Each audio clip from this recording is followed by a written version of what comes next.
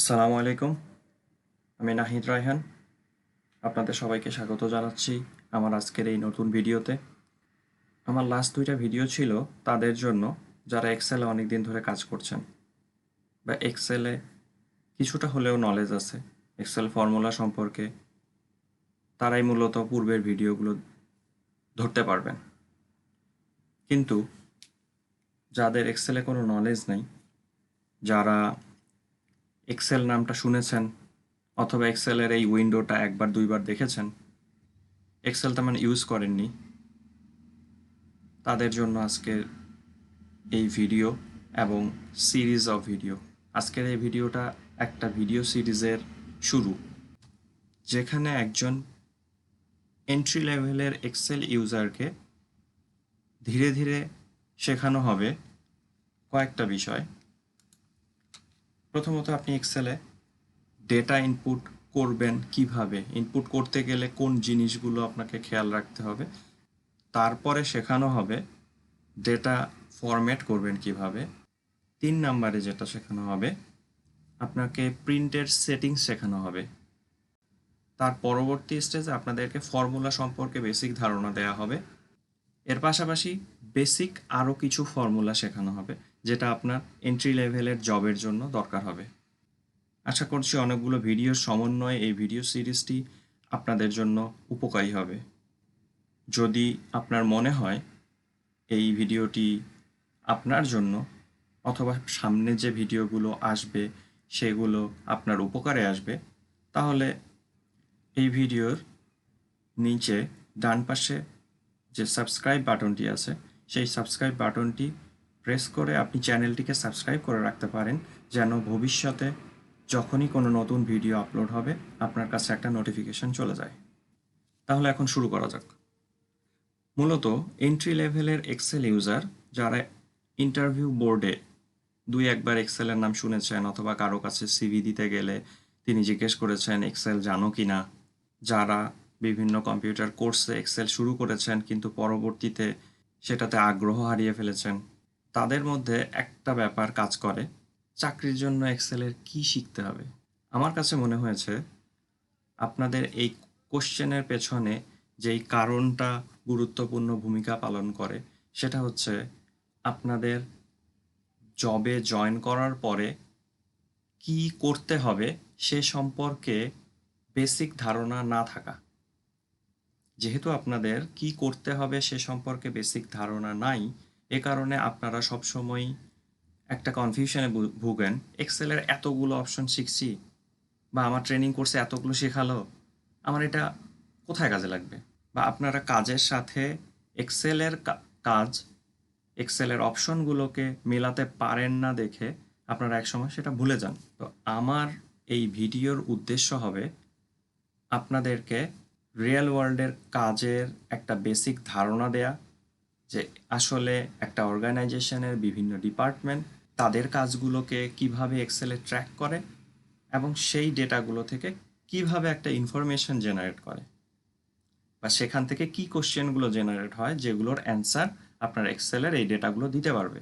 একটা অর্গানাইজেশনের একটা ডিপার্টমেন্ট তাদের দৈনন্দিন কাজের প্রেক্ষিতে কি রেকর্ডগুলো রাখে এবং সেটা কোথায় ব্যবহার করে সেটা সম্পর্কে আপনাদেরকে বেসিক ধারণা দেওয়া হবে। এখানে যেই ইনফরমেশনগুলো দেখানো হবে এবং যেই কথাগুলো বলা হবে এটাই যে 100% তা না, এটা জাস্ট আপনাদেরকে বেসিক ধারণা দেওয়ার জন্য বলা এবং বেসিক ধারণা দেওয়ার জন্য তৈরি করা। কিন্তু এক্সেলের স্কোপ এর চেয়েও অনেক বেশি, একটা ডিপার্টমেন্ট কাজ করে এর চেয়েও অনেক বেশি। তো আমি যেহেতু ফাইন্যান্স ডিপার্টমেন্টের একজন এমপ্লয়ি, তাহলে ফাইন্যান্স ডিপার্টমেন্ট দিয়ে শুরু করি। ফাইন্যান্স ডিপার্টমেন্ট কি করে? ফাইন্যান্স ডিপার্টমেন্টের অনেকগুলো কাজের একটা কাজ হচ্ছে তাদের এফডিআর এর লিস্ট মেনটেন করা। আপনি যদি একজন এন্ট্রি লেভেল এমপ্লয়ি হয়ে থাকেন, তাহলে হয়তোবা আপনার ইমিডিয়েট রিপোর্টিং বস আপনাকে বলবে যে আপনি এই রেকর্ডগুলো মেনটেন করেন। যদি কোনো কোম্পানি সারপ্লাস ফান্ডগুলো এফডিআর এ ইনভেস্ট করা থাকে, তাহলে কোম্পানি আপনাকে প্রথমেই একটা দায়িত্ব দিতে পারে, আপনি এই লিস্টগুলো মেনটেন করবেন। যখনই কোনো নতুন এফডিআর হবে এটা আপডেট করে দিবেন, যখনই কোনো এফডিআর এনক্যাশ হয়ে যাবে আপনি এখান থেকে সেটা রিমুভ করে দিবেন। যেমন কি কি ইনফরমেশন ট্র্যাক করা, এফডিআর এর নাম্বার, কোন ব্যাংকের সাথে এফডিআর আছে, এফডিআর এর ভ্যালু কত, এফডিআর এর ইস্যু ডেট কত, এফডিআর এর টোটাল টেনিউর কত, এটার ম্যাচুরিটি ডেট কবে এবং ইন্টারেস্ট রেট। এটাই কমপ্লিট না, এফডিআর রিলেটেড আরও অনেক ইনফরমেশন হয়তো বা আপনার অর্গানাইজেশন রাখতে বলতে পারে, কিন্তু এগুলো আপনাদের প্রাথমিক একটা ধারণা দেয়া এবং ফর্মুলাগুলো কোথায় অ্যাপ্লাই হয় সেই ব্যাপারটা বোঝানোর জন্যই ব্যবহার করা হচ্ছে। এখন আপনি সারা বছর ধরে এই ইনফরমেশনটা রাখলেন অথবা সারা মাস ধরে এই ইনফরমেশনটা রাখলেন। এখন আপনার ম্যানেজমেন্ট আপনার কাছে কিছু ইনফরমেশন জিজ্ঞেস করলো। আপনাকে যদি জিজ্ঞেস করে আপনার আজকের ডেটে টোটাল এফডিআর এর অ্যামাউন্ট কত আছে, তাহলে তো আপনাকে ক্যালকুলেটার এটা যোগ করতে হবে, তাই তো? না, এক্সেল একটা ফর্মুলা ইউজ করলেই আপনার এটা ইজিলি বের হয়ে যাবে। এফডিআর এর কোয়ান্টিটি তো 1-2 করে গুনতে হবে না, এক্সেলের ফর্মুলা ইউজ করলে আপনি এফডিআর কতগুলো এফডিআর আজকের ডেটে আপনার কাছে আছে সেটা আপনি বের করে ফেলতে পারবেন। এভারেজ ইন্টারেস্ট রেট, ম্যানেজমেন্ট নতুন একটা এফডিআর এর প্ল্যান করছে, এখন জিজ্ঞেস করলো আমাদের সারা বছরে এফডিআর ইন্টারেস্ট রেট কত ছিল, আমরা কত পেয়ে এসেছি এভারেজ, অথবা কোন ব্যাংকের সঙ্গে টোটাল কতগুলো এফডিআর আছে, কোন এফডিআরটা কত দিনের মধ্যে ম্যাচিউর হচ্ছে, অথবা লেটেস্ট ম্যাচুরিটি ডেট। এখন যদি আমার ফান্ড প্রয়োজন হয় সেক্ষেত্রে আপনার বস ডেকে বলবে দেখেন তো কোন এফডিআরটার ম্যাচুরিটি ডেট কাছাকাছি। কয়েকটা কোশ্চেন জাস্ট আপনাকে বোঝানোর জন্য, এর বাইরেও অনেক কোশ্চেন আসতে পারে। আপনি এই সিরিজ অফ ভিডিওর শেষ প্রান্তে গিয়ে এগুলোর অ্যান্সার অনেকগুলোই বের করতে পারবেন এক্সেলের ফর্মুলা দিয়ে। সেলস ডিপার্টমেন্টে গেলে আমরা দেখতে পাবো তারা হয়তো বা product name, product date, sales quantity, কোন ডিস্ট্রিক্টে এটা বিক্রি হয়েছে, সেলস কোন পার্সনটা বিক্রি করেছে, সেলস পার্সনের ডেজিগনেশন কি, এই ইনফরমেশনগুলো ট্র্যাক করে। একজন সেলস টিমের এমআইএস এর পার্ট হিসেবে অথবা সেলস টিমের সদস্য হিসেবে আপনাকে এই ইনফরমেশনগুলো day to day record keep করতে হবে। পরবর্তীতে ম্যানেজমেন্ট এই রেকর্ডটাকে বিভিন্ন ইনফরমেশন জেনারেশনের জন্য ব্যবহার করবে। এইচআর ডিপার্টমেন্ট নিচের এই তথ্যগুলো রাখতে, এর বাইরেও অনেক তথ্য রাখতে পারে, কিন্তু নিচের এই তথ্যগুলো আপনাদের দেখানোর জন্য। Employee name, date of birth, date of joining, working with the company, কতদিন ধরে কাজ করছে, কোন ডিপার্টমেন্টে কাজ করছে, তার ডেজিগনেশন কি, তার জব লোকেশন কোনটা, কোন লোকেশনে আছে এই এমপ্লয়ি, প্রেজেন্ট স্যালারি, কত তারিখ থেকে বা কোন ডেট থেকে তার এই স্যালারিটা ইফেক্টিভ হয়েছে।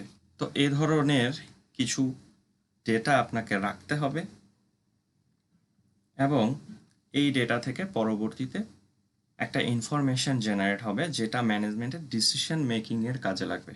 আপনি কোন ডিপার্টমেন্টে কাজ করবেন সেটা আমি জানি না, কিন্তু আমি আপনাদের এখন যেই জিনিসটা শেখানো শুরু করব সেটা আপনি যে ডিপার্টমেন্টেই কাজ করেন না কেন আপনার প্রয়োজন হবে।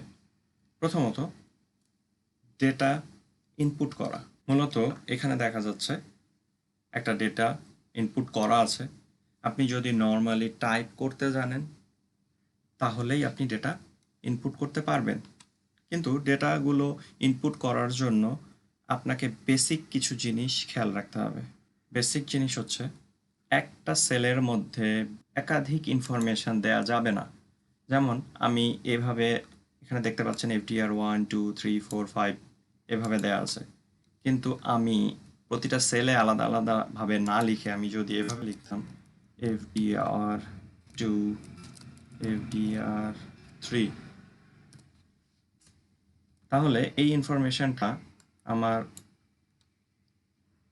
বিভিন্ন জায়গায় ইউজ করতে অনেক কষ্ট হতো, সেটাকে আবার ডেটা ভ্যালিডেশন করে নিতে হতো, আমাকে ডেটাটা আমার মতো কাস্টমাইজ করে নিতে হতো, তারপরে ফর্মুলা অ্যাপ্লাই করতে হতো। এরপরের বিষয় যেটা, একটা কলামের যে হেডার দিয়ে রাখবেন সেই কলামে যেন সেই রিলেটেড ইনফরমেশনগুলোই হয়। যেমন আপনি দেখতে পাচ্ছেন এখানে এফডিআর ভ্যালু, আমি সব এফডিআর এর এগেনস্টে ভ্যালুগুলো এই কলামে দিয়েছি। এখানে টেনিউর, এখানে এই টেনিউরগুলোই দেওয়া হয়েছে। এর পরের বিষয় যেটা সেটা হচ্ছে আপনি একটা রোতে যে ইনফরমেশনগুলো ইনপুট করবেন সেগুলো যেন ইন্টার রিলেটেড হয়। যেমন আমার এই রোতে যতগুলো ইনফরমেশন সবগুলো এই এফডিআর রিলেটেড। ডেটা ইনপুটের ক্ষেত্রে বেসিক এই জিনিসগুলো খেয়াল রাখলেই আপনার কোনো প্রবলেম হওয়ার কথা না। এরপরে 2 নম্বর পয়েন্টে আমরা যদি চলে যাই, ফরম্যাট ডেটা ফর প্রিন্টিং। আপনি প্রিন্টিংয়ের জন্য অথবা কোনো জায়গায় প্রেজেন্টেশনের জন্য কারো কাছে পাঠানোর জন্য আপনি ডেটাগুলোকে আরেক দৃষ্টিনন্দন করার জন্য আপনি ফরম্যাটিং শিখবেন। যেমন আমি একটা উদাহরণ আপনাদেরকে দেখাই। যেমন এখানে যে ডেটাগুলো দেখতে পাচ্ছেন, এটা জাস্ট ইনপুট করা হয়েছে। এই ইনপুট করা ডেটাগুলো কয়েকটা বেসিক স্টেপ অ্যাপ্লাই করার পরে এই অবস্থায় চলে যায়। এটা করার জন্য আমাদের মূলত কি কি কাজ করতে হয়েছে আমরা সেটার একটা লিস্ট দেখে নিই।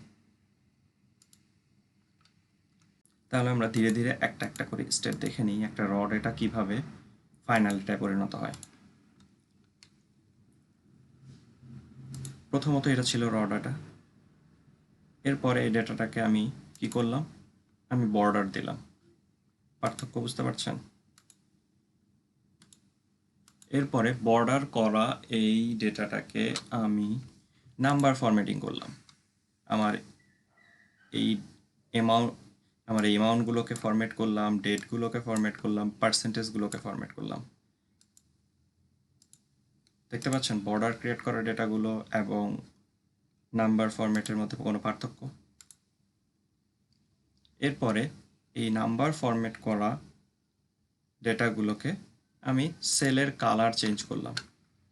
এই সেলগুলো যে আছে সেটার বডি কালার, এই সেলগুলো যে আছে সেটার ফন্ট কালার এবং ফিল কালার। ফন্ট কালার বলতে বোঝায় লেখাটার কালার এবং ফিল কালার বলতে বোঝায় এই সেলের টোটাল কালার। তাহলে পার্থক্য বুঝতে পারছেন হয়তো। এরপরে আমি দেখতে পাচ্ছি এখানে আমার লেখাটা সম্পূর্ণ আমি দেখতে পাচ্ছি না। তাহলে আমাকে কি করতে হবে? আমাকে র্যাপ টেক্সট করতে হবে, রিসাইজ করতে হবে। আমি র্যাপ টেক্সট করলাম, সেলটাকে রিসাইজ করলাম, জায়গা মতো নিলাম, বড় করলাম, ছোট করলাম। এরপরে টেক্সটের পজিশনিং ঠিক করলাম, এটা লেফট রাইট কোন দিকে অথবা মিডল কোন দিকে রাখবো সেটা ঠিক করলাম।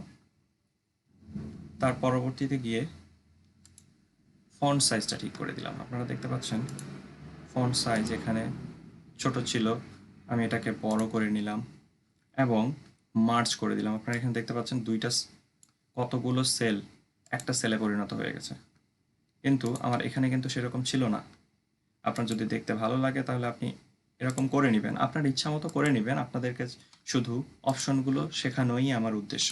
এতক্ষণ দেখলেন এটা কিভাবে আপনার ডেটাটার প্রেজেন্টেশনটাকে চেঞ্জ করে। নেক্সট ভিডিও থেকে আপনারা দেখবেন এটা কিভাবে করা যায়। যদি এই ভিডিওটি আপনাদের ভালো লেগে থাকে তাহলে সাবস্ক্রাইব করে সাথে থাকুন, যেন পরবর্তী ভিডিওটির নোটিফিকেশন আপনার কাছে চলে যায়। এবং ভিডিওটিকে লাইক করুন, শেয়ার করুন, যেন যারা চাকরি প্রত্যাশী, যারা এক্সেল শিখতে চান তাদের কিছুটা হলেও উপকার হয়। ধন্যবাদ এতক্ষণ এই ভিডিওটি দেখার জন্য। সালামু আলাইকুম, ভালো থাকবেন।